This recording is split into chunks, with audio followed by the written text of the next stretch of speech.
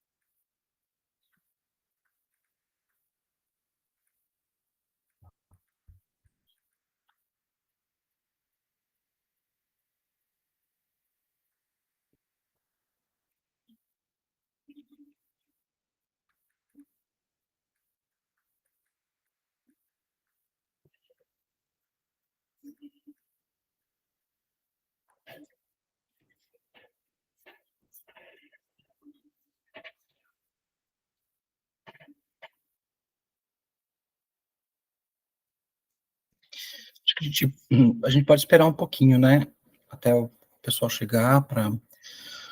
E agora... Oi, Fernando. Não, com certeza, não é um problema.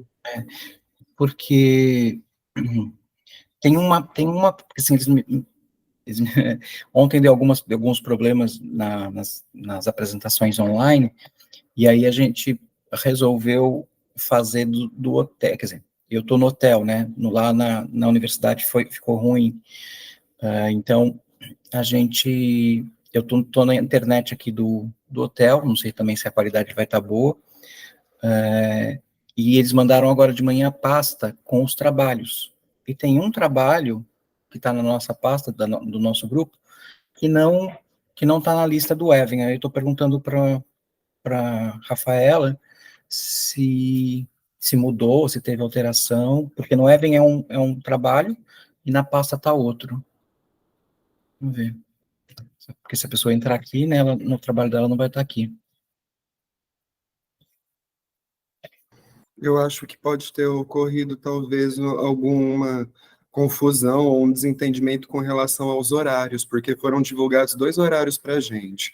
Foram divulgados pela plataforma 10 minutos de apresentação, que seria, no nosso caso, é das 8h30 às 8h40, e só no e-mail que avisam para a gente que é das 8 às 9h30, e aí, no caso, no edital pede que a gente participe dele todo. Mas eu acredito que deve ter acontecido algum tipo de confusão, porque assistindo as apresentações de ontem, eu vi algumas pelo YouTube, eu reparei nos comentários que houveram muitos comentários relacionados a isso. Porque a plataforma, quando a gente usa o esquema de distribuição de trabalhos, ela estabelece o horário por tempo de apresentação. E aí, quando a gente fica vendo, a gente, né, tem informação, a gente vê o horário que a gente teoricamente apresentaria. Só que todo mundo deveria, né, chegar no horário que inicia, né, todas as apresentações daquele grupo. Mas é uma coisa que a Even faz. Então a gente sempre acha que vai começar no horário que a Even coloca para a gente apresentar, né? Então, Entendi. e ontem foi pelo StreamYard, né, pelo YouTube, e aí deu alguns problemas, por isso que estamos no Meet agora, né, fazendo... Essa plataforma realmente eu particularmente não conhecia, não conheço o StreamYard, né? Vi Uhum. que seria a de ontem, né? Que a gente recebeu os e-mails com relação às apresentações de ontem, mas aí hoje veio aqui direcionando para o Meet. Porque o StreamYard, ele tem algumas limitações se você não paga, né? Eu acho que são só 8 pessoas que podem entrar, então, Uhum. então as participações de quem quer assistir fica pelo YouTube, igual você participou, né, Fernando? Sim, sim. Aí é, aí é ruim para interação e tudo mais, né?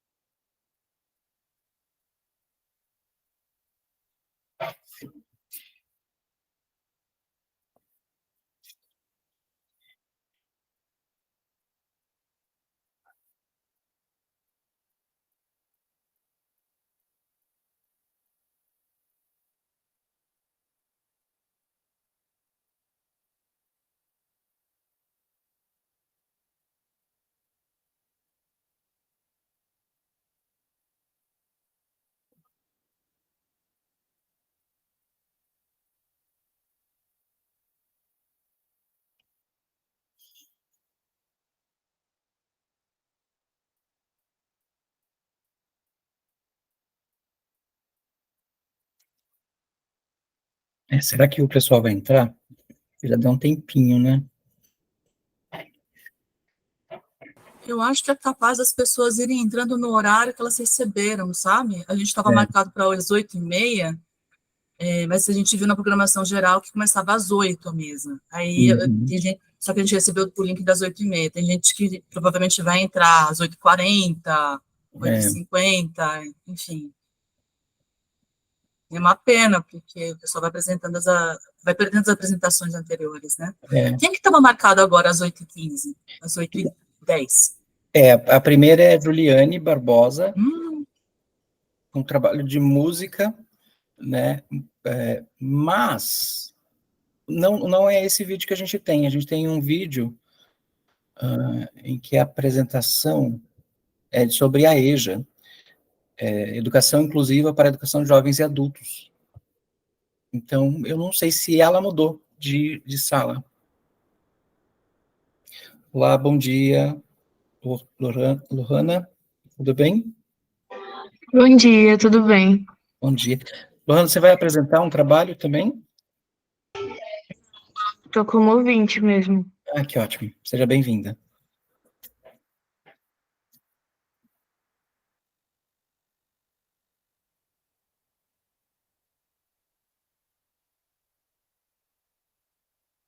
Então, são vídeos, né, que vocês já gravaram. Não sei se a gente já vai transmitindo, e aí depois, conforme as pessoas vão entrando, vão pegando as gravações, porque senão também a gente se alonga, né, com o tempo muito.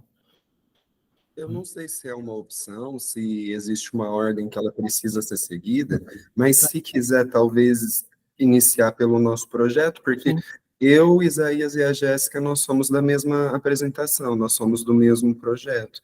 Se quiser iniciar pelo nosso, só pelo fato de já estarmos aqui, não é um problema para mim. Imagino que para a Jéssica e para o Isaías também não seja um problema. Pode ser. Então, podemos, né? Então, colocar o primeiro vídeo. Claro, com certeza. Tá.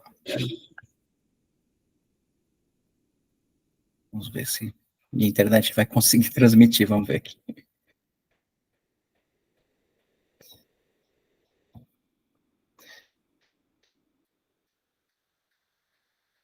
Acho que vai.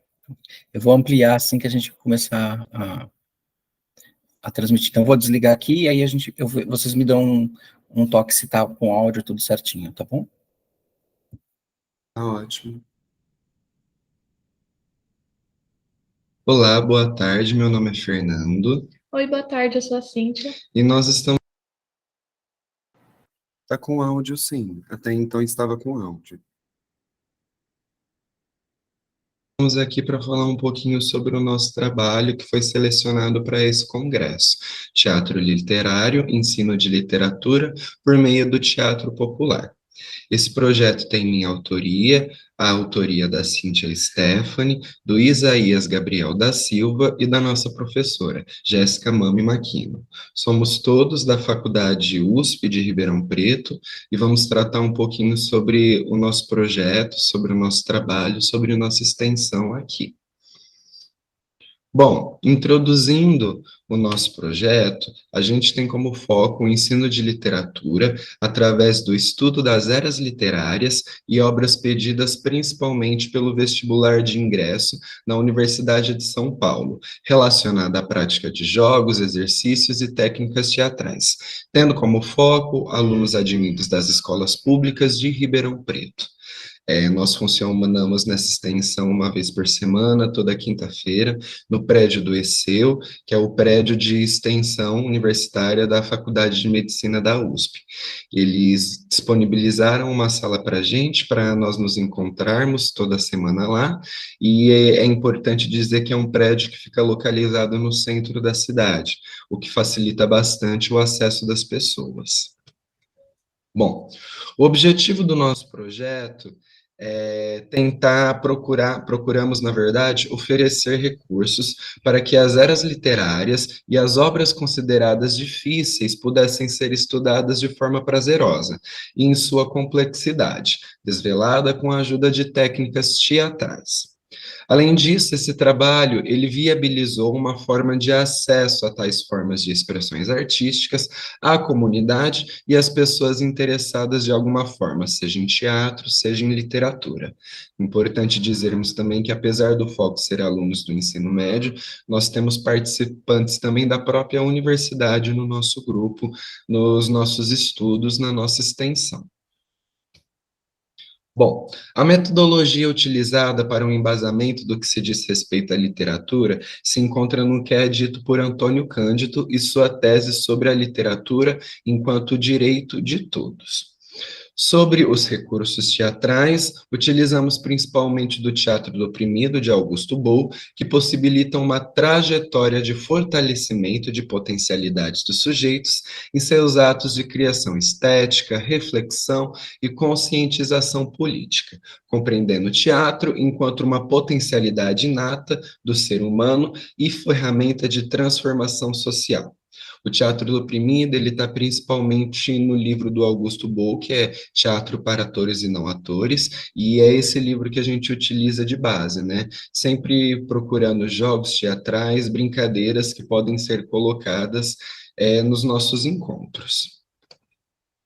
Para a realização das oficinas, são propostos jogos em que os estudantes vivenciam processos em que são provocados a refletir sobre seu contexto de vida a partir de textos literários estudados, com base nos contextos históricos, políticos e culturais nos quais estão inseridos. Então, a nossa extensão, os nossos encontros, eles acontecem em 2 momentos. Um primeiro momento, a gente tem toda a inserção teatral, todo momento em que nós utilizamos, trabalhamos os jogos teatrais de Augusto Boal, e um segundo momento a gente trabalha literatura, tanto o movimento literário em questão, quanto a obra que é pedida principalmente pelo vestibular da USP desse movimento literário. É importante dizer também que nós trabalhamos principalmente os livros da USP, mas não só os livros da USP. Nós tentamos agregar também, sempre que possível, os livros que são pedidos pelo vestibular da Unicamp, e muitas vezes são livros que são selecionados, são citados também pelo vestibular da Unesp e pelo próprio Enem. Como método de avaliação, rodas de conversa são feitas para se discutir os ganhos adquiridos nas oficinas, bem como as impressões dos participantes a respeito do andamento do projeto, reforçando o caráter horizontal da proposta. E aí, resultados que a gente teve com o projeto, a gente percebeu que os estudantes que começaram participando, né, das nossas oficinas continuaram, e eles contaram para a gente que eles perceberam transformações no cotidiano deles, né? Algumas percepções de consciência corporal, assim como percepções de outras obras de literatura, é muito diverso o que cada um fala. E aí, de modo geral, a gente notou um progresso dos alunos não só nos jogos e nos exercícios, né, em questões mais concretas, como, por exemplo, de alongamento, mas também na compreensão dos motivos e dos benefícios das técnicas corporais, vocais e respiratórias que a gente utilizava ali, mas que vão para além do ambiente teatral. A gente também percebeu que os alunos se desenvolveram em relação à comunicação, improviso, reconhecimento corporal e argumentação crítica, né, conforme as oficinas foram se passando. E, além disso, a gente teve o ingresso de alguns alunos do projeto em universidades e cursos técnicos que eles queriam. E aí, considerações finais. A gente entende que o projeto de ensino de literatura por meio do teatro popular, e que foi fundado em um cursinho pré-vestibular e voltado para a preparação dos candidatos para os processos seletivos, cumpre a função, né, porque auxilia a discussão crítica das obras literárias e as características delas, além de também exemplificar as relações com o passado, com a atualidade, com as próprias possibilidades de interpretação e identificação da mesma. Por fim, a gente gostaria de agradecer à FAEB pela seleção do nosso trabalho e principalmente a nossa orientadora, a Jéssica Maquino, que auxiliou a gente durante todo esse processo e continua até hoje. Muito obrigado pela atenção de vocês. Qualquer pergunta, qualquer dúvida, estamos dispostos a conversar, a discutir. E, novamente, muito obrigado. Até a próxima.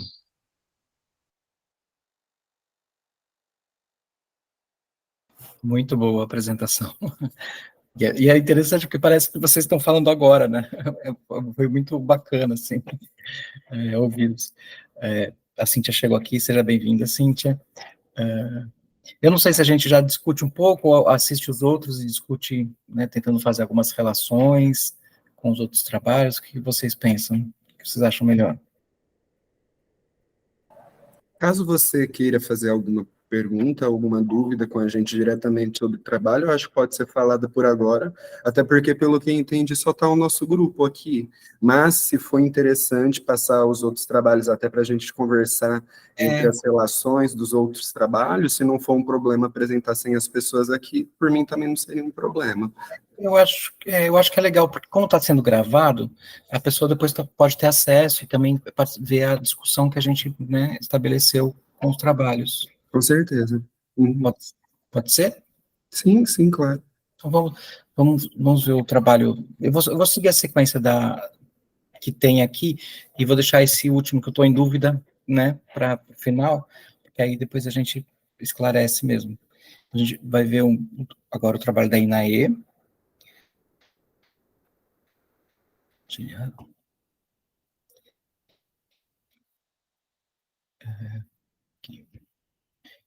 Eita.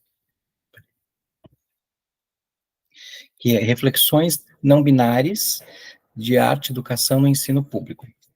Vamos assistir. Olá, bom.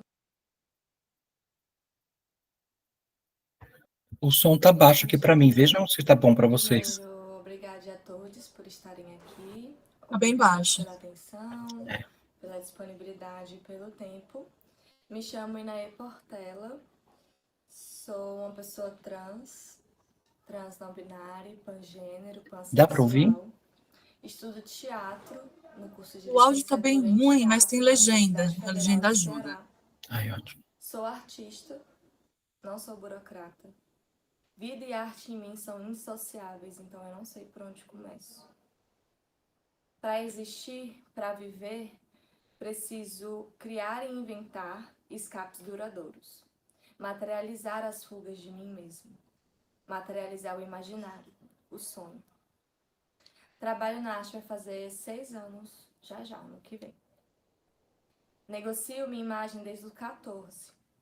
E venho seguindo desde pequeno, pequenos passos, que me aproximam do que acredito ser um território potente de transformação, sensibilização, resistência e luta, que é a teatralidade.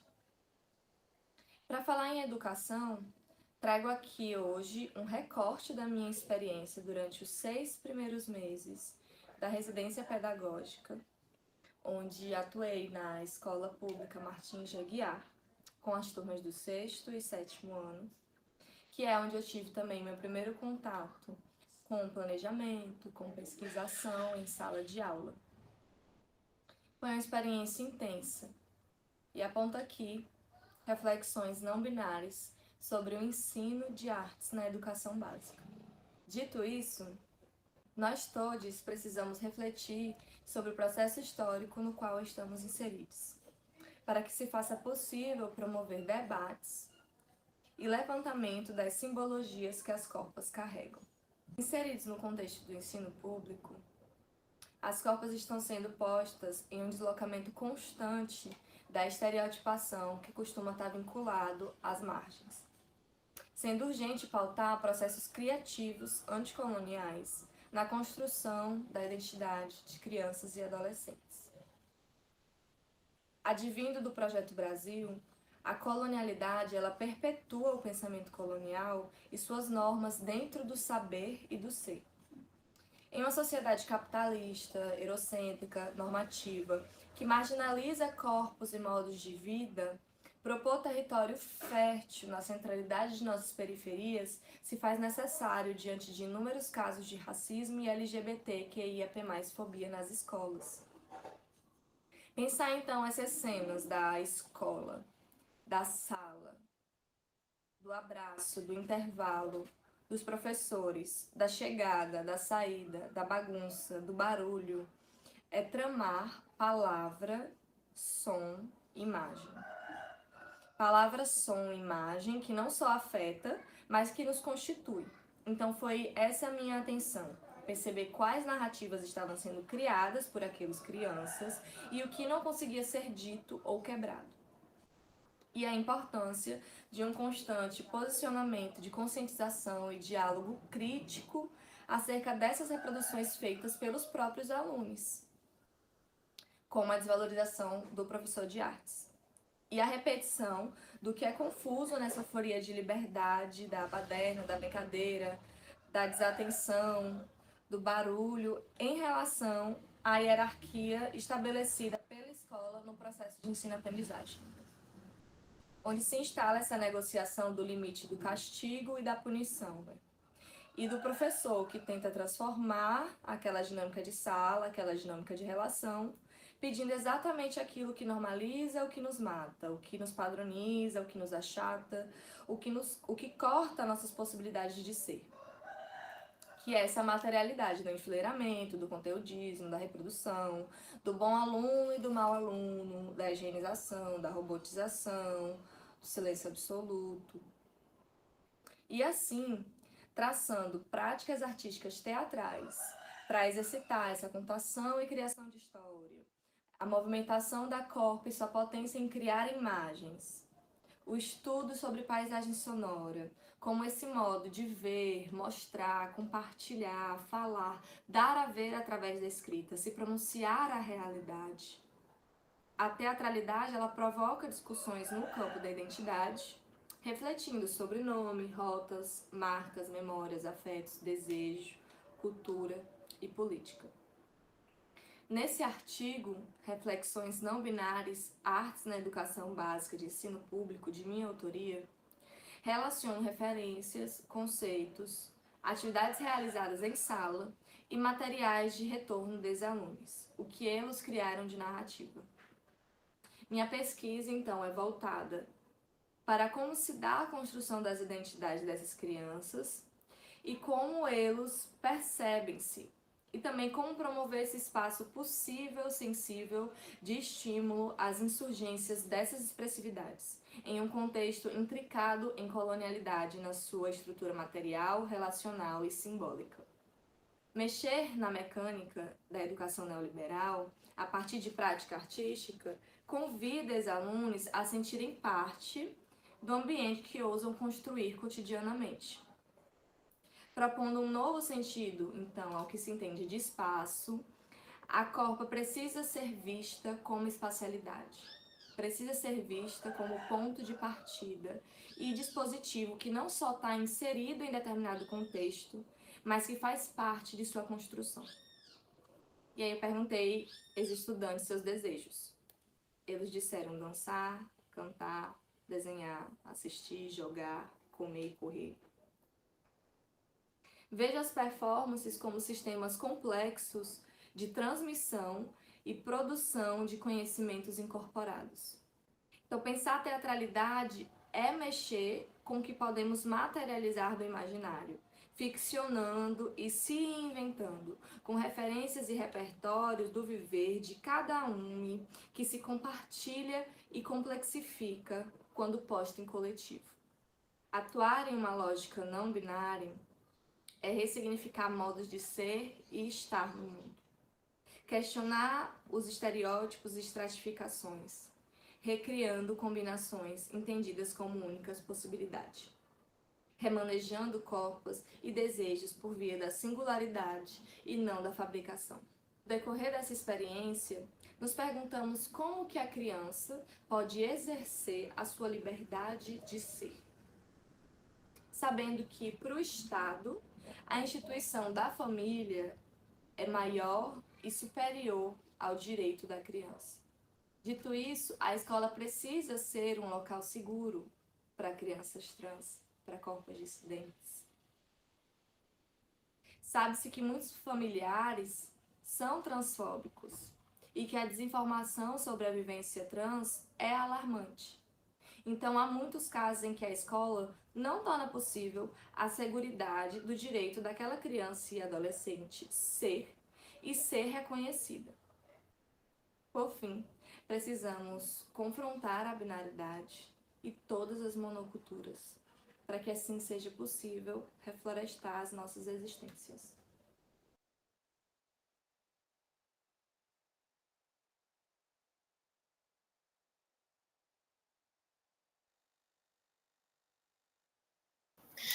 Muito boa, né, a apresentação, muito boa.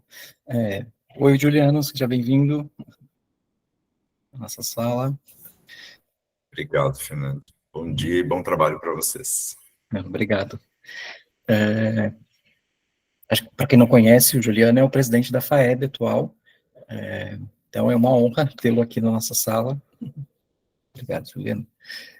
Vamos para o próximo trabalho, então, para a gente assistir. É da Maria Luísa. Deixa eu ver aqui qual que é o título certo, todinho. Prática do desenho para atuação teatral, 2 breves oficinas. A gente vai ver este agora.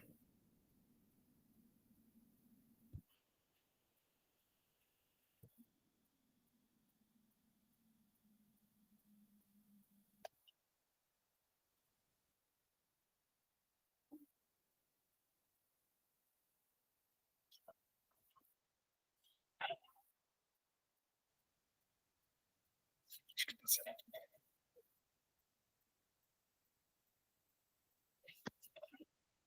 Olá, meu nome é Maria Luísa. Eu já peço desculpa porque a minha voz não está muito boa, estou saindo de uma gripe e vão ter algumas intervenções de barulhos externos, está chovendo e tem uma gatinha solta brincando aqui, então já peço desculpa qualquer coisa. Eu vou apresentar o trabalho intitulado A Prática do Desenho para Atuação Teatral, 2 breves oficinas. Esse trabalho ele foi realizado sob a orientação da Maria Regina Tuqueto, durante a especialização em teatro e educação, processos criativos e pedagógicos pela Universidade Federal da Livre de Dourados, no Mato Grosso do Sul. A prática do desenho é uma prática pessoal e que foi pensada durante alguns anos atrás como uma ferramenta, como a gente vai ver mais para frente, para outros atores e atrizes. E aí, em 2022, no ano passado, a gente desenvolveu 2 oficinas intituladas A Criação de Desenho para Atuação Teatral. As oficinas aconteceram, a primeira na Semana Acadêmica e Pedagógica do curso de Artes Cênicas e a segunda aconteceu na Mostra Cênica Casulo.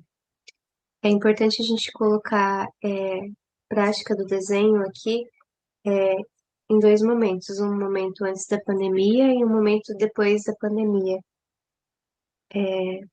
Antes da pandemia, o desenho, nos processos que eu participei, ele era muito voltado para o texto ou a partir do texto. E aí, depois da pandemia, durante a pandemia, a gente começou a olhar mais para o cotidiano. E aí entram os exercícios que foram desenvolvidos nessa oficina, que é de olhar para o objeto e pensar nesses objetos de uma forma diferente e usar o desenho como um dispositivo para subverter o olhar que a gente tem sobre esse objeto. Por isso o desenho ele foi pensado como uma ferramenta dispositiva. O dispositivo ele foi inicialmente colocado por Foucault, mas ele foi desenvolvido por Agamben, a quem eu pego essa citação para definir o dispositivo. Ele coloca que o dispositivo é um conjunto heterogêneo, linguístico e não linguístico, que inclui virtualmente qualquer coisa no mesmo título, discursos, instituições, edifícios, leis, medidas políticas, está escrito errado, mas medidas políticas, proposições filosóficas, etc. O dispositivo em si mesmo é a rede que se estabelece entre esses elementos. O dispositivo ele tem uma função estratégica concreta e se inscreve sempre numa relação de poder. E como tal, resulta do cruzamento de relações de poder e de relações de saber. Então, o desenho ele foi colocado nas oficinas em 4 momentos. Foram colocados 4 momentos para pensar em como desenvolver esses desenhos. O primeiro momento foi o momento de observação, o segundo momento de imaginação, o terceiro momento de subversão e o quarto momento de experimentação. Em cada um desses momentos foram realizadas algumas estratégias, algumas táticas para desenvolver esse olhar e desenvolver um desenho que depois iria para o corpo, como a gente vai ver mais à frente nos exemplos. Aqui a gente tem o Davi.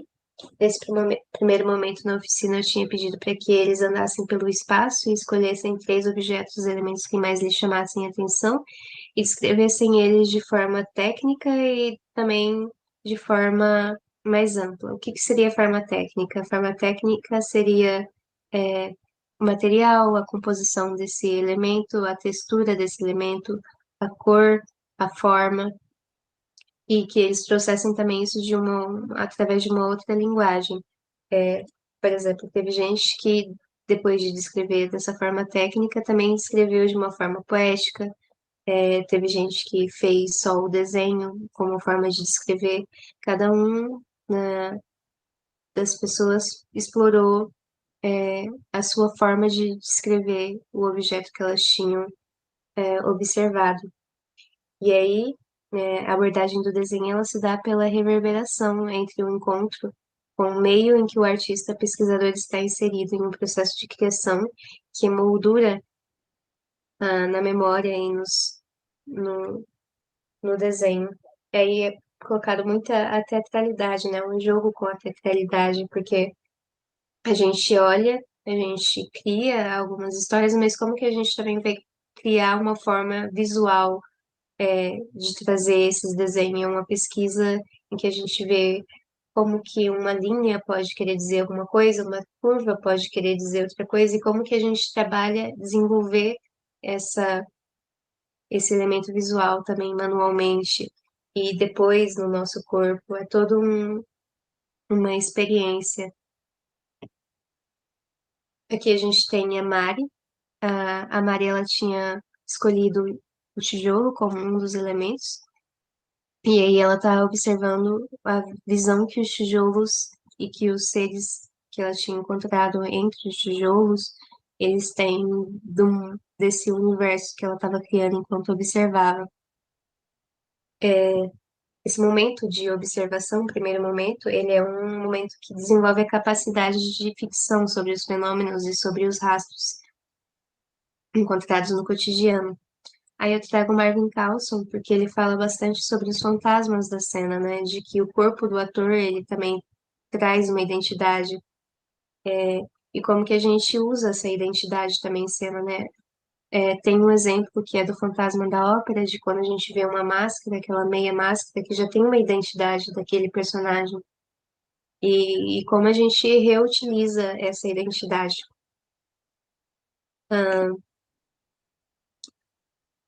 Aqui foi um momento que eu pedi para eles se apresentarem através dos desenhos, e ficou muito nítido como cada objeto, cada elemento, ele tem uma carga já para cada pessoa.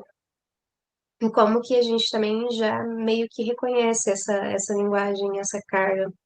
É uma teatralidade compartilhada, às vezes, sobre a identidade de um elemento. Eu vou correr um pouco, porque eu acho que não vai dar muito tempo. Aqui a Mari, ela trouxe a Amorélia, ela observou também as amoras e criou toda uma dramaturgia complexa, com começo, meio e fim, sobre o sistema de vida das amoras e que elas socializavam, enfim. uma mistura de linguagem, de colagens,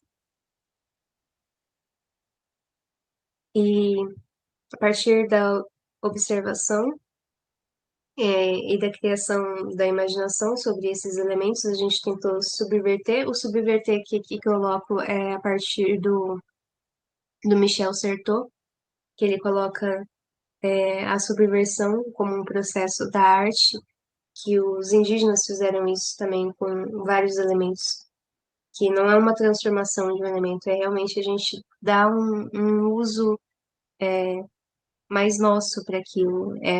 É parte dessa teatralidade, desse encontro do eu com o outro, em que a gente pega uma identidade e leva ela a um outro lugar.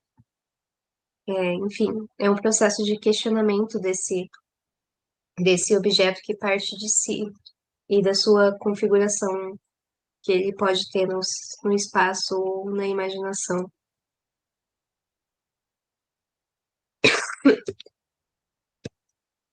Aqui eu trago um depoimento do Godoy sobre o processo. Ele coloca que depois o desenho, a partir da observação do espaço, colabora com um olhar ativo sobre o lugar em que estamos inseridos. As texturas, os pesos, as cores, a sensação que cada objeto traz.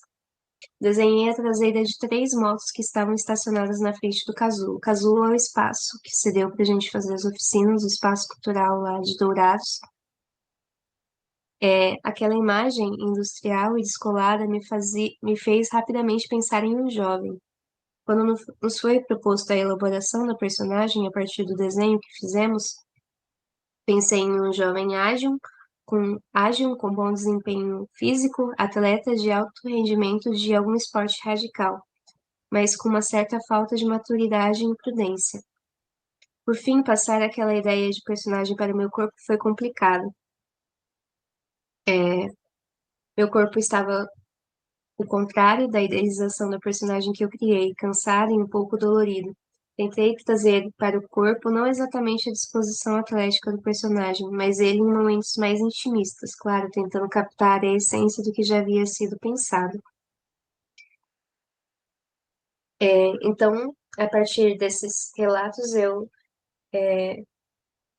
trago que é possível desenvolver uma abordagem que os atores eles trazem conexões profundas com os elementos encontrados pelos dispositivos do desenho e que tem caráter tanto pessoal quanto coletivo.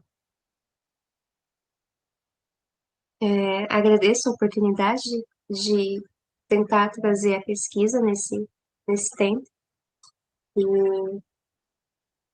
agradeço ao Congresso, a Gina, a todos que participaram da oficina. Extrapolei um pouquinho o tempo. Obrigada.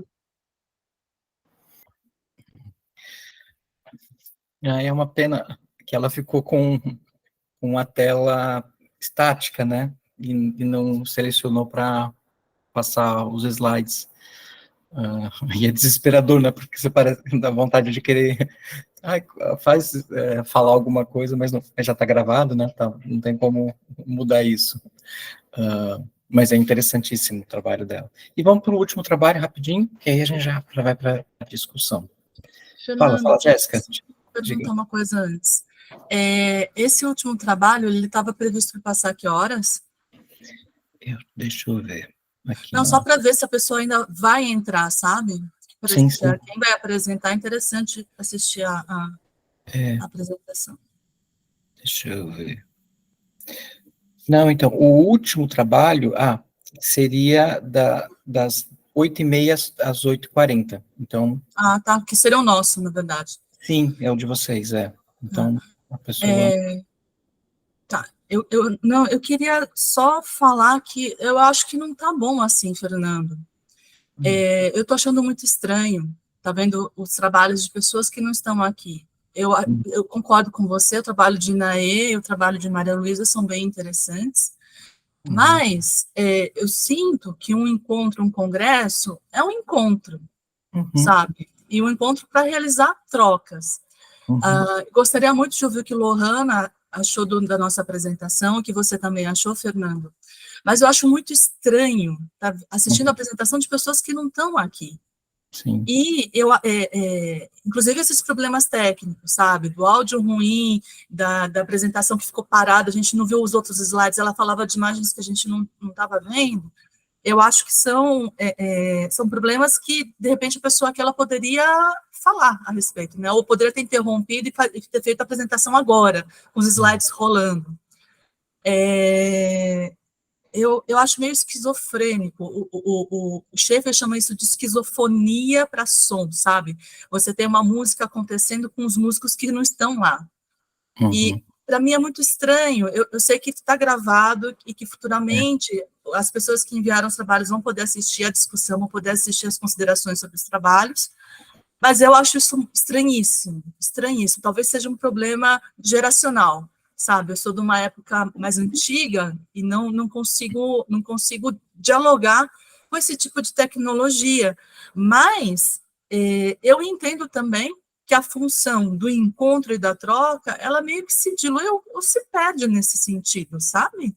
Eu não tenho Inaê, não tenho Maria Luísa para conversar, nem para ouvi-las. E para quem está apresentando, o que a gente mais quer é ouvir a impressão dos outros em relação ao nosso trabalho, sabe? E isso a gente não vai ter. Então, enfim, é só uma expressão do meu descontentamento.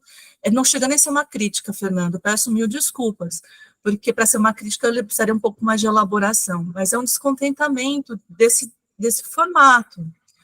Entendo que os vídeos eles são para controlar o tempo, e eu acho isso muito necessário, principalmente nesse ambiente, mas sinto falta das pessoas, sinto falta da troca, sinto falta das interações. Uhum. É isso, me desculpe.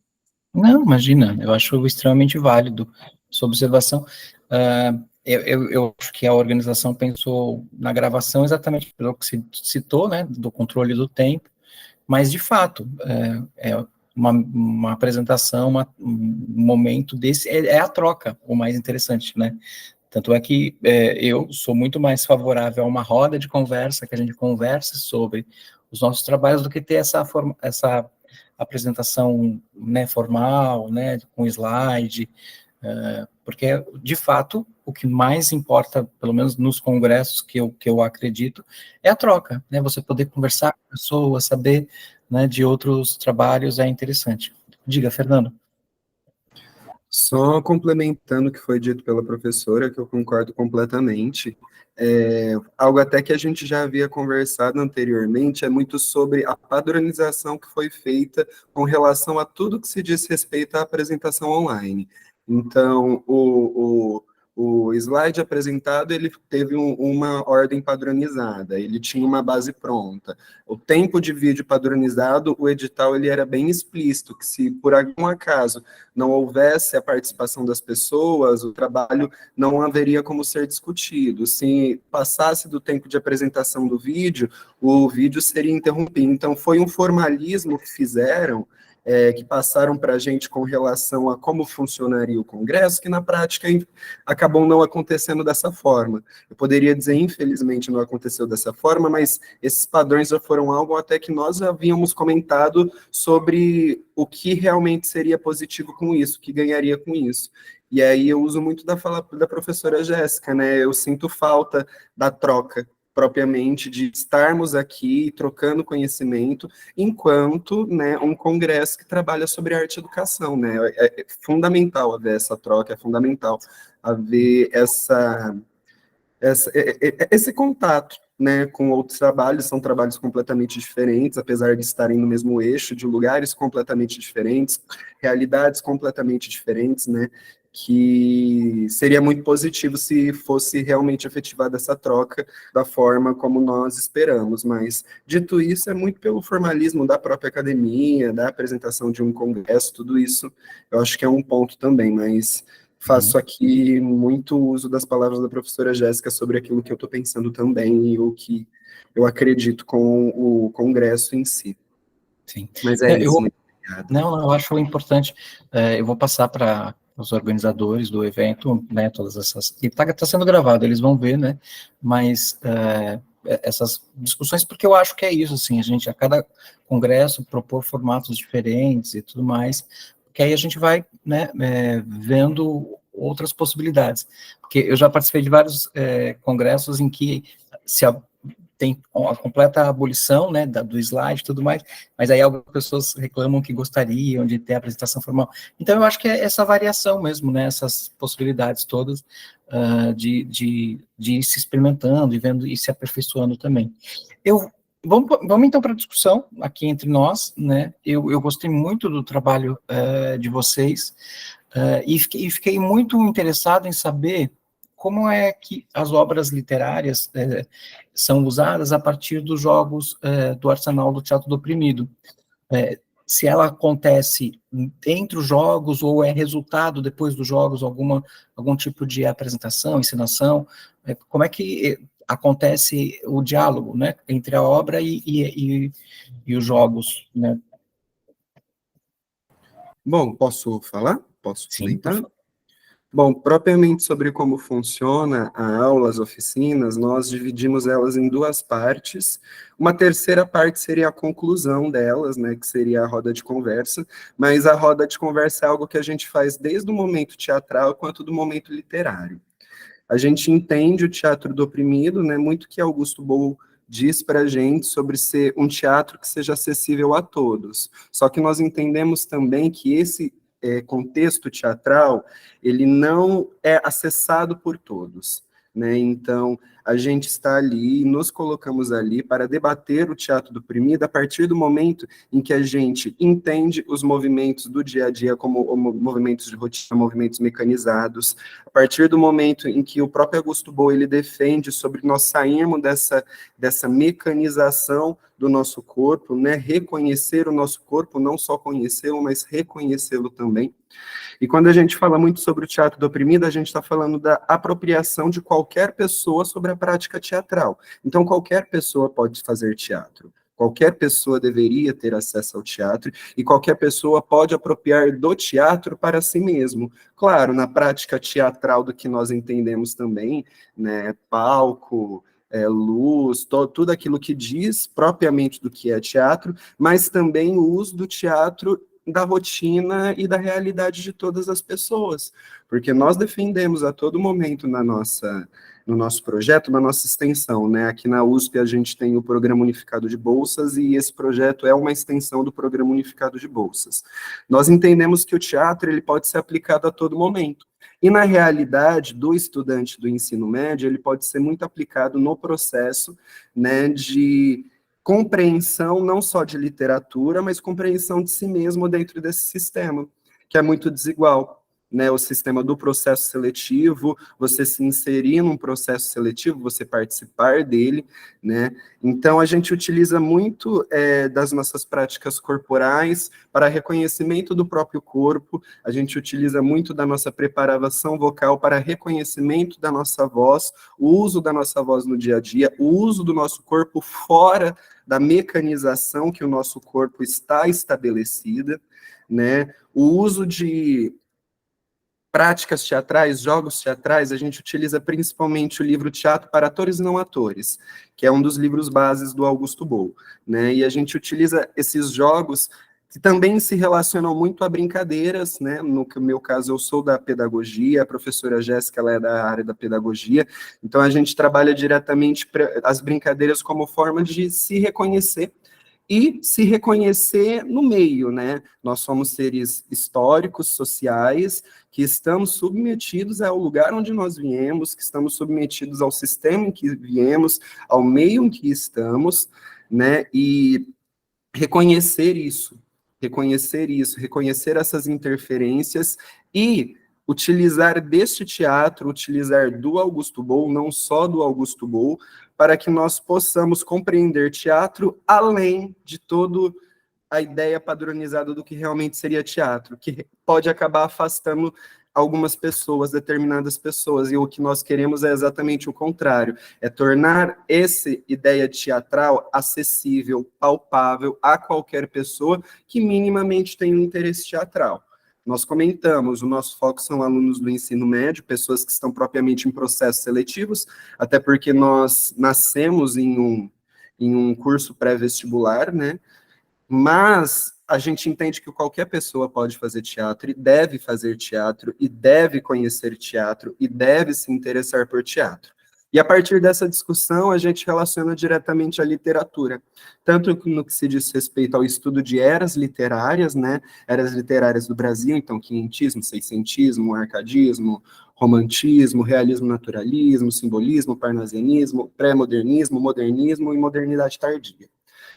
Até propriamente as obras que são pedidas principalmente pela USP. Não só a USP, mas nós trabalhamos também as obras que são pedidas pela Unicamp, dentro da possibilidade do nosso cronograma, né, entendendo que essas obras elas vão ser pedidas para esses alunos, vão ser cobradas, né, no sentido de ser leitura obrigatória, mas a gente tenta trazer a reflexão, né, dessas obras, tanto de um recorte histórico, tanto de um recorte social, tanto de um recorte político, né, e tentar achar significado dessas histórias na realidade de todos nós que participamos de alguma forma, porque literatura fala muito sobre um contexto histórico, fala muito sobre um recorte histórico de uma determinada época, o que se acontecia naquela época, o que se fazia naquela época, qual era o contexto político da época, qual era o contexto histórico da época, como as pessoas viviam naquela época, e como isso se reflete nos dias atuais. É quando, por exemplo, nós trabalhamos dentro de sala de aula o Sobrevivendo ao Inferno, dos Racionais, que até o ano passado era meta de leitura da Unicamp. E você trabalhar uma obra que é tão fundamental, tão importante, tão necessária quanto Sobrevivendo ao Inferno, como Quarto de Despejo, né, que muitas vezes são obras que esses alunos, ou eles não possuem a disciplina, a gente teve relatos de alunos que não tiveram literatura no ensino médio, né, havia a disciplina literatura, mas o professor não era presente, não era substituído, então eles não tinham literatura em uma ideia de começo, meio e fim. Então, a nossa preocupação era apresentar esse contexto, né, apresentar essa obra, apresentar essa era literária, e a partir das rodas de conversa, a gente fez muito também quadro de palavras, a gente tentar encontrar relações com a realidade e consequências de tudo isso que a obra nos apresenta nos dias de hoje, para todas as pessoas, para todos os recortes sociais que nós debatemos. Eu acho que é isso, eu me estendi muito, desculpa. Não, claro que não. Não mesmo. Alguém gostaria de acrescentar algo? Não? Eu acho que é Fala. muito do que o Fernando falou. A literatura no nosso projeto, ela é aplicada de um modo facilitar o ensino do aprendizado do aluno, né? Que a gente entende que a gente vem de um processo histórico desigualitário e a gente tem um ensino público brasileiro desvalorizado. Ou seja, é muitos dos alunos não tiveram acesso à literatura. Então, simplesmente, assim que ele sai do ensino médio, não tem como eu pegar um livro, uma obra obrigatória e dar para ele ler, porque ele não vai conseguir entender, não vai conseguir compreender, porque a escrita é muito acadêmica, é muito difícil, é muito rebuscada. Ou seja, a gente pega-se disso, facilita, ensina para ele, e tipo, isso não faz com que ele tenha menos conteúdo, mas que ele entenda de uma forma melhor. Acho que é isso. Seria uma forma diferente de absorção desse conteúdo, né? Que é até um encaminhamento que a nossa professora ela dá para a gente. Uma vez ela comentou com a gente que é muito interessante e a gente leva muito isso no nosso projeto, que não é para a gente chegar lá e dar lousa sobre um determinado livro e ser uma aula unicamente expositiva, trazendo informação,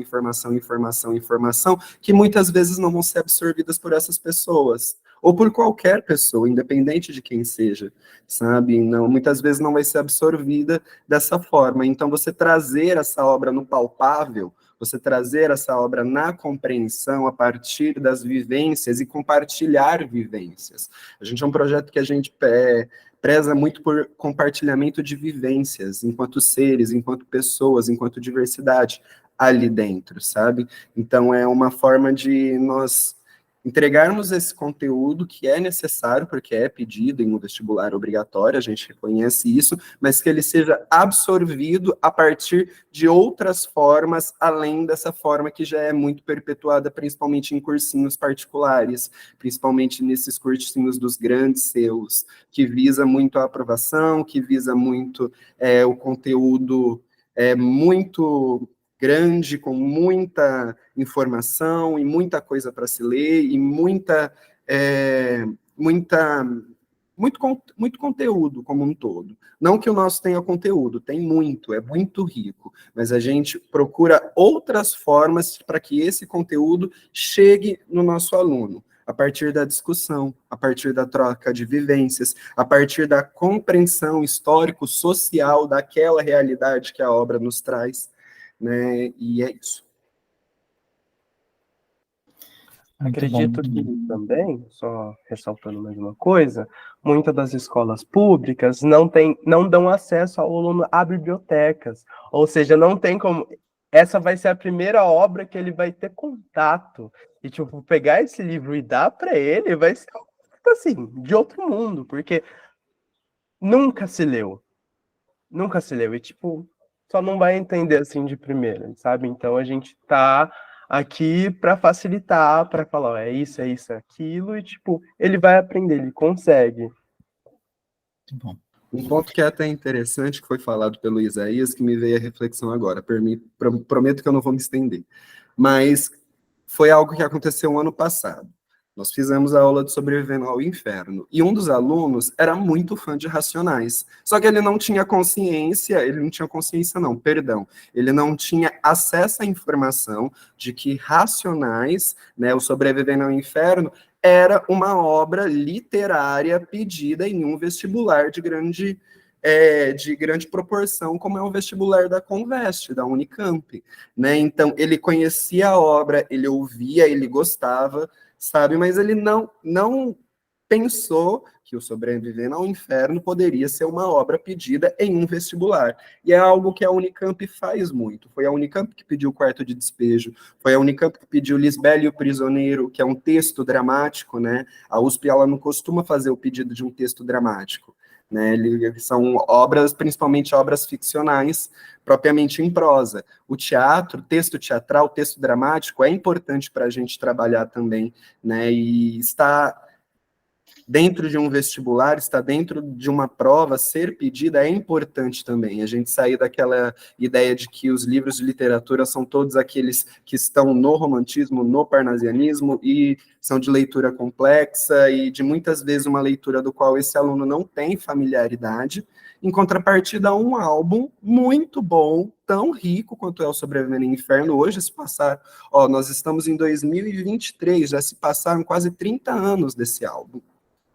30 já se passaram quase 30 anos, é da década de 90, então, 96, então 20 anos, quase 20 anos, alguns quebradinhos, não sou bom em matemática, perdão. Mas, dito isso, é um álbum muito importante, e eles não relacionavam que estava diretamente a uma lista, né, a ser pedido em vestibular. Mas é isso.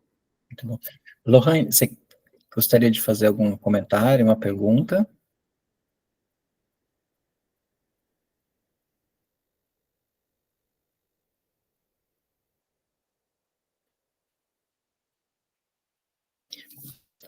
Eu vou fazer mais um comentário, mas, Lohane, fique à vontade, se você quiser falar.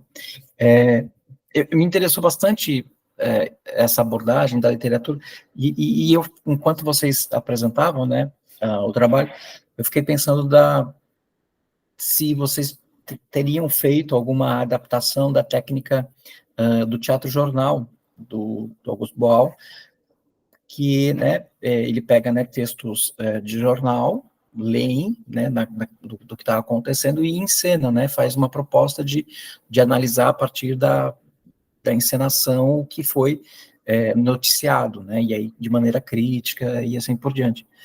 E eu fiquei pensando, e eu acho que é uma possível adaptação, né, pegar, né, o texto, um capítulo, um trecho, né, do livro e tentar reencenar para discutir a partir, né, dele. Seria uma possibilidade, sim. Uma coisa que a gente, refletindo ao que foi perguntado, uma coisa que a gente trabalha muito com os nossos alunos, em primeiro momento, é a propriamente a acessibilidade ao teatro, ao entendimento de teatro. Então, a gente começa o ano, muitas vezes, com alunos que não tiveram contato com teatro e não têm conforto ou é muito tímido em encenar alguma coisa. Então, até a gente conseguir encenar alguma coisa com esses alunos, até a gente conseguir propriamente construir, né, alguma cena propriamente, a gente tem todo um caminho para dar confortabilidade para esse aluno se sentir à vontade. As primeiras aulas, às vezes, parece até um bicho de sete cabeças, porque nós pedimos para fazer determinados exercícios, determinadas brincadeiras, né? Muita coisa com o corpo, muita coisa com a voz, né? E num primeiro momento causa até um estranhamento dos alunos. Mas isso vai sendo pouco, até no nosso projeto a gente escreveu sobre isso, né, que mandou para o Congresso. A gente tem, num primeiro momento, esses alunos que são mais tímidos, que não são dispostos a fazerem todos os exercícios, ou não se colocam disponíveis num primeiro momento. Então, é trabalho de formiguinha, a gente conseguir, indo quebrando cada travinha, esse aluno se sentir à vontade em estar ali com desconhecidos e se sentir bem, saber que não vai ser taxado, saber que não vai ser diminuído por estar fazendo determinado exercício, determinada brincadeira com a voz, sabe? Uma brincadeira que nós fazemos, um jogo que a gente fez recentemente, foi a corrida mais devagar do mundo, mais lenta do mundo. E foi muito gostoso porque a gente estabeleceu muito essa distância, né? Quem chegasse por último ganharia.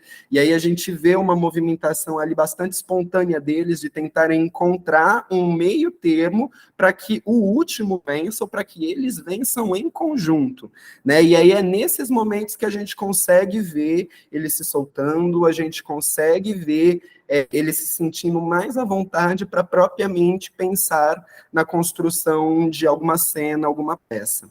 A gente trabalha muito com rotatividade de alunos também. Nós temos alunos que nos acompanham na maioria das oficinas, nós temos alunos que aparecem em uma oficina e não aparecem em outra, né? A evasão, o nosso projeto ele foi fundado em 2020, era pandemia.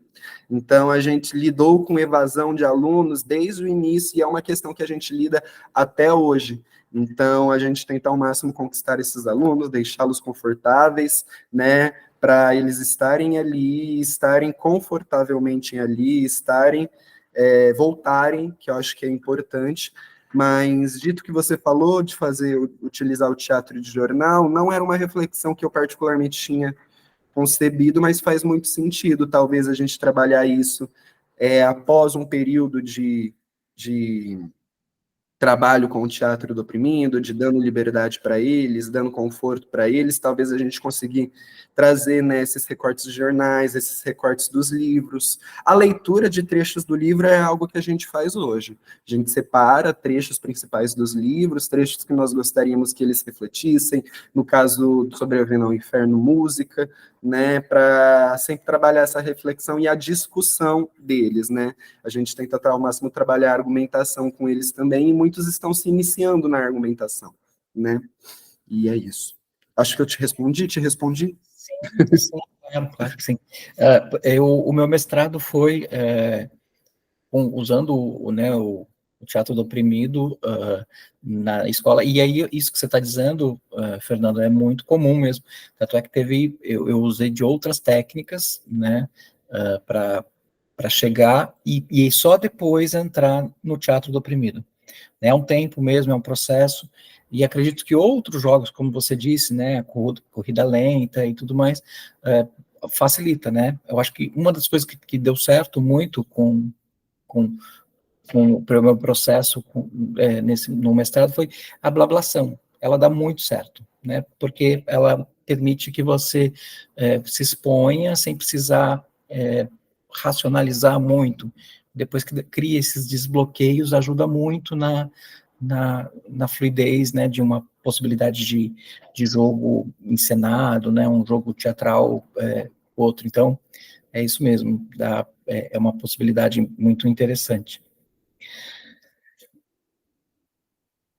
Obrigado. Obrigado pelas considerações, obrigado pelos apontamentos, com certeza vai ser algo que a gente vai utilizar. Nós estamos finalizando o ano agora, né, com o início dos vestibulares, né, e a gente está terminando o processo para no ano que vem nós voltarmos novamente e já podemos até utilizar desses pontos até como forma de reflexão e aplicação no nosso projeto, com certeza. Te agradeço por isso. Imagina, imagina.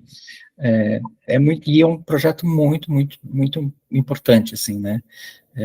Trazer, né, o teatro do oprimido, né, essa reflexão da literatura, né, que por meio dos vestibulares acaba sendo um estímulo, né, porque eu já conversei muito com professores de literatura e dizendo, nossa, mas não é ruim esse volume de obras, né, essa obrigatoriedade, mas eles dizem, não, é interessante porque os alunos acabam lendo, né, então é um estímulo à leitura, mas Posso até fazer um apontamento sobre isso? Uhum. Eu sou professor, né, eu sou formado em História e eu trabalho com literatura, trabalhei, né, agora não trabalho mais, mas eu trabalhei com literatura em cursinhos tradicionais, vamos falar dessa forma, eu dei à frente de literatura. E esse é um questionamento que eu sempre fiz, sabe, do tipo, haver uma cobrança da coordenação da qual eu trabalhava, da direção da qual eu trabalhava, de que nós tínhamos um cronograma, esse cronograma já era estabelecido, ele precisava ser concluído, precisava ser repassado, muito com essa ideia de que, isso incentiva os alunos lerem. Se a gente for levar em consideração, e com certeza você sabe disso, se a gente for levar em consideração a realidade do aluno de escola pública, do ensino médio, que provavelmente trabalha além de estar em formação, né, e que muitas vezes quer uma universidade, mas vê essa universidade muito distante. A universidade pública, e é uma discussão que a gente faz e deveria ser feito mais na USP, em todos os lugares, mas a universidade pública, muitas vezes ela é colocada num lugar em que esse aluno acha que esse espaço não é para ele. E é para ele, deveria ser para ele, sabe? Se não fosse todo esse sistema de vestibular, que é um sistema muito meritocrata, muito desigual, esse aluno, ele deveria ter acesso à universidade pública. Eu lembro que quando eu estava nesses cursinhos, era em Franca, que é aqui próximo de Ribeirão Preto, que foi onde eu me formei, na Unesp de Franca. A gente ia visitar os alunos nas escolas públicas e falar da Unesp, né, que é uma universidade pública, falar da USP e da Unicamp, e os alunos não sabiam do que se tratava uma universidade pública na própria cidade. Eles não sabiam que eles poderiam estar na universidade pública e serem, de certa forma, seja por bolsa, seja por permanência, serem remunerados de alguma forma por isso. Então, é um sonho muito distante dessas pessoas. Então, eu já me parei refletindo muito sobre isso. Nossa, aula de literatura extremamente conteudista, extremamente densa. Você apresentar Machado de Assis para um aluno que sabe quem é Machado de Assis porque ouviu, mas não trabalhou diretamente. Sabe? Você trabalhar Olavo Bilac, você trabalhar autores que deveriam conversar mais com esses alunos, porque deveriam ser mais trabalhados na escola pública, mas muitas vezes nessa realidade não são, sabe? Então, até nesse projeto, para mim, faz muito sentido a gente tratar literatura da forma que a gente trata, torná-la acessível, facilitar a absorção deste conteúdo, facilitar o entendimento, porque você pode ler uma obra completa, mas se você não parar para ter a reflexão sobre o que essa obra quer te dizer, você falar sem ter um debate, sem ter uma discussão do porquê essa obra acontece da forma que acontece, na realidade que ela está, no recorte social que ela está, né? Eu acho que é o que a gente tenta fazer nesse projeto, sabe? E eu acho que muitas vezes é deixado de lado por esses cursinhos tradicionais. E que eu, muitas vezes, enquanto professor desse cursinho tradicional, prezei pelo conteúdo, pela informação e pela quantidade de conteúdo. Não, mas a gente não pode parar. A gente tem que passar mais, tem que passar, não pode ficar mais nesse livro. Não foram todos os alunos que entenderam esse livro, mas a gente precisa ir para o próximo. E esse movimento, ele causa uma ansiedade muito grande nos alunos. Uhum. Teve um aluno que a gente falava sobre vestibular, não esse ano, nos anos anteriores. A gente teve um aluno que a gente falava sobre vestibular E ele tinha tremedeira de se pensar fazendo vestibular, de pensar estar nesse sistema e nesse movimento de prestar. E aí, se ele presta, não necessariamente ele vai bem ou ele vai mal. Se ele vai mal, ele se coloca num lugar em que ele está errado e que o problema é ele, sendo que o problema é o próprio sistema, sendo que o problema é o próprio vestibular, que exclui essas pessoas e entende que as pessoas têm o mesmo grau de educação, o mesmo grau de acesso à educação. E não tem. Não tem, não é esta a realidade. Por isso que até o nosso foco do projeto são alunos de escola pública, porque a gente entende que essas pessoas, elas têm todo o direito, elas devem estar na escola pública, todos aqui passamos pela escola pública de alguma forma, sabe? E que muitas vezes elas são invisibilizadas desse direito. Né? Então, é isso. Isaí? Eu gostaria de falar sobre a minha posição enquanto estudante, né? Eu sou um estudante de baixa renda, que vem de uma escola municipal muito ruim, que não tinha aula, não tinha acesso a livros, faltava professores, ensino noturno, eu ia para a escola, era para eu ter 5 aulas, eu tinha 1 ou 2. E aí eu me mudo de escola, vou para uma escola no centro de Campinas, que é uma escola, assim, pública privilegiada. Então, a partir desse momento, eu começo a ter informações que podem me possibilitar a entrar na universidade pública. A partir desse momento em que eu saio do ensino, durante o ensino médio, eu vou para a Unicamp, eu entro nesse espaço, começo a estudar e vou falar com os meus amigos da minha região sobre a Unicamp, se eles conhecem a Unicamp, e eu ouço que a Unicamp é uma universidade, a Unicamp, porque para eles a Unicamp é só um hospital. E essas pessoas são pessoas de Campinas, são estudantes. Ou seja, essa informação de Unicamp é uma universidade pública que você pode acessá-la, não chegou a eles. Assim como se eu não tivesse mudado de escola e ido para o centro da minha cidade, eu também não teria acesso. E aí, durante o meu processo de cursinho, de curso técnico, eu me vejo numa situação onde a universidade pública está aqui, eu estou aqui, eu nunca vou chegar lá, porque eu estou tentando isso, eu não vou conseguir. Só que aí eu vou fazendo, e eu passo de primeira, e eu só consigo ver que eu sou capaz a partir desse momento em que eu entro, porque durante todo o processo, eu acredito que eu não vou passar, que eu só estou tentando por tentar. E, tipo assim, essa já é a minha visão enquanto pessoa que teve algum acesso.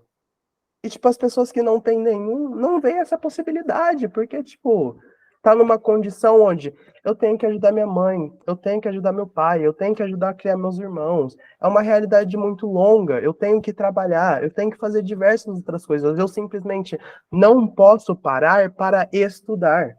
Até porque os maiores índices apontam que os alunos de baixa renda estão concentrados em universidades particulares, porque trabalham e durante a noite ou amanhã fazem a faculdade, pagando ela. Ou seja, esse acesso à universidade pública, ele é limitante, e o estudante de escola pública, ele não vê tendo acesso a elas. A maioria, tipo, estudantes da USP aqui, meus amigos, que são de escola pública, são de escola de ensino técnico, que são também escolas privilegiadas.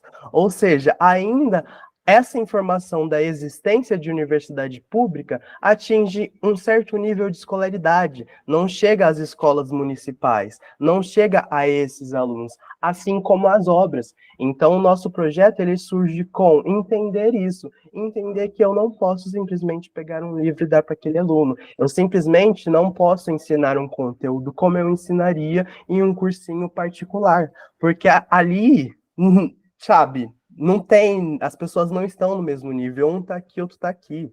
E, tipo, isso não significa sobre ele ser inteligente ou não, significa sobre uma estrutura social que é desigual.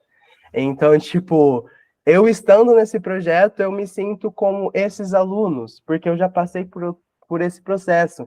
E, tipo, ainda não consigo me reconhecer, tipo, ainda sinto dificuldade em perceber que, porra, desculpa o palavrão, caramba, eu consigo uma vaga na universidade pública, e eu ainda tenho dificuldade de acreditar nisso estando, sabe? Então, eu acredito que é muito do que o Vinhota falou. Muito obrigado. Imagina. Não, eu acho essa reflexão extremamente importante e necessária para a gente poder vislumbrar mudanças, né? Então, dizer isso o tempo todo é fundamental, né? Para a gente não estar acomodado, né, nessa realidade que é isso que vocês disseram. Ela é excludente, né? Eu fico sempre pensando, o fato de ter de existir um cursinho já prova tudo o quanto isso é equivocado, né?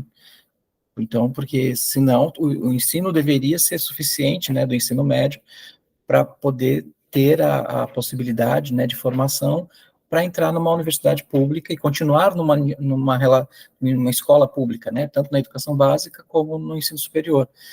Mas essa exclusão é histórica no Brasil e a gente precisa mudar essa realidade, né, e essas iniciativas, como vocês propõem, é uma possibilidade de oportunidade para essas pessoas, né, de ter acesso, mesmo sendo uma relação problemática do sistema, né, que o sistema acaba impondo, mas extremamente necessária, né. Muito obrigado. Tem algum gostaria? Lorraine? Se quiser. Acho que ela está Eu quietinha. particularmente só gostaria de agradecer a sua atenção, Fernando, com o nosso projeto, com as palavras, de verdade, de muita felicidade todos os pontos que você trouxe, de muita importância para a gente refletir e para a gente, até enquanto estudante, enquanto futuros pesquisadores, dentro de um projeto e de um congresso tão importante quanto esse, né? Um congresso de arte e educação. Eu fico felicíssimo com todo esse processo de debate, conversa, é muito legal. Jéssica, por favor. Eu queria, já que vai ficar gravado, eu só queria colocar algumas informações sobre o projeto.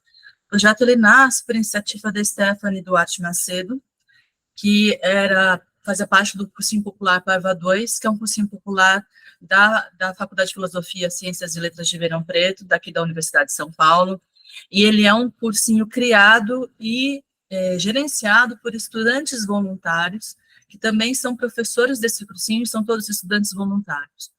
E desde o começo a gente tinha uma organização, a gente tinha um grupo de pessoas que são de formações variadas. Então, no começo era a Stephanie e a Ingra, a gente começou no meio da pandemia. Então, a gente tentava fazer jogos teatrais via tela.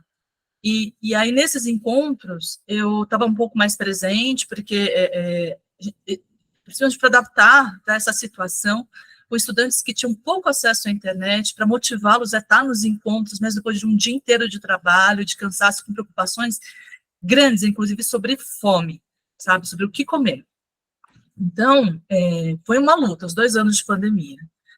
E, passado esse tempo, aí a gente tinha a Ingra da psicologia, que aí depois ela saiu, entrou Fernando. Fernando tem uma formação em teatro, Ingra também tinha, Stephanie da literatura, da pedagogia, Fernando do teatro, e aí a gente foi a transição, sabe, do final da pandemia para o início do presencial, e depois a gente cresceu e a gente foi além do cursinho Paiva 2 e a gente acolhe pessoas de vários cursinhos aqui de Ribeirão Preto e conseguiu uma parceria com a Faculdade de Medicina, a gente está no espaço de extensão universitária e cultural deles no centro da cidade. E aí chegou a Cíntia, que é da psicologia, e depois o Isaías, que é de outra unidade, que é da odonto. Então, a gente tem uma diversidade de pessoas, e hoje eles são extremamente autônomos. Eu agradeço muito a consideração de vocês, mas hoje, assim, eu só tento não atrapalhar. E eles se organizam de uma forma muito incrível, com cada encontro pensando nessa possibilidade, sabe, da não volta. Porque os estudantes, eles chegam no encontro, por isso que são meio encontros oficina, sabe? Os encontros se encerram neles mesmos. Então, porque a gente sabe dessas dificuldades, sabe? Da dificuldade da permanência. Então, eu tenho muito a agradecer a esse grupo. A Cintia, ela está como voluntária agora, e eu tenho muito a agradecer fazer parte desse projeto, que foi um projeto que começa com a Stephanie, que é estudante, então ela nasce quando a gente escreve junto, mas a vontade, essa vontade de fazer esse diálogo é dela, vem da necessidade, sabe, do curso em Paiva 2. Então, agradeço demais esse espaço, e muito obrigada, Cíntia. E eu agradeço a escuta, principalmente, tá? E agradeço muito a sua consideração, Fernando, por possibilitar essa conversa. Não, é sempre um prazer, ainda mais falando sobre teatro do oprimido, que é algo que me toca pessoalmente, assim, pelo trabalho. Então, foi um prazer trocar com vocês. Ela, né, lamento, né, as pessoas não estarem aqui, talvez exatamente pelo formato que foi proposto, então é uma reflexão boa para a gente levar para a coordenação do evento. Mas eu já agradeço e fico muito feliz com a mesa, com esse debate também. Muito obrigado pela participação de todos e todas. Obrigado, gente. Obrigado, Fernando, pela sua atenção. Até a próxima. Obrigado, Fernando. Beijo. Tchau, tchau. Tchau, obrigada. Eu que agradeço. Tchau, tchau. Deixa eu encerrar.